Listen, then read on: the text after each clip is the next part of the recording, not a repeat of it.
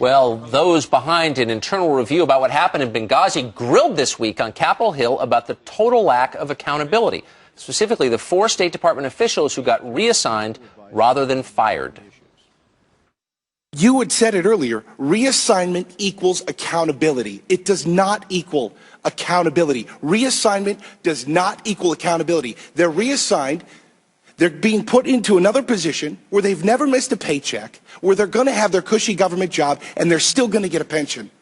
In the real world, this would never happen. That Florida Congressman, Trey Radel, joins us now. Welcome to Fox and Friends. Thank you. Thank you. Good to be here. So you made a great point. I mean, Patrick Kennedy there, the Undersecretary of Management, was saying, of course people have been held responsible. They've been reassigned out of the department. And what did you make of that? The justification there is, well, they have fewer responsibilities. I can't stress enough, as we just heard, that in the real world this never happens. 4 people get reassigned. They call that accountability. 4 people, 4 Americans are dead. You know, as much as I love serving this country as a member of Congress, you go through some of these moments that have very real-world consequences and a heavy weight of dealing with the fact that 4 people are dead. Their daughters will never be able to walk up the wedding aisle with them. Sons will never be able to toss football with them. And we've got this Undersecretary of Management who managed by saying, okay, you're going to go ahead and keep your job. No real repercussions at all. To me, this is inexcusable.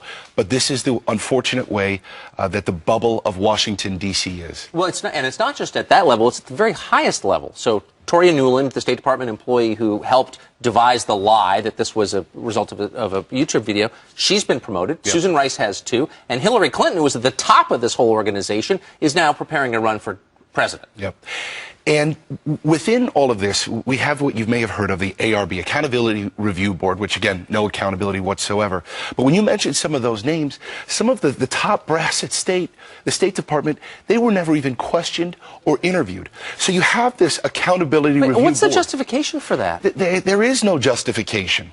There's none. There's no accountability. But what it has become is a political tool.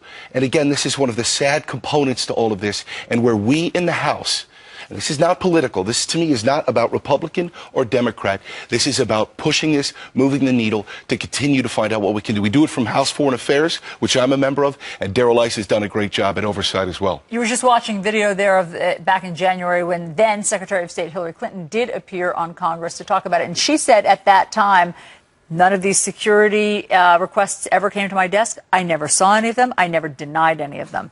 What's next? Well, look, I understand that Secretary Clinton or whoever in that position can't read the millions of cables that come across them, but we need to find answers.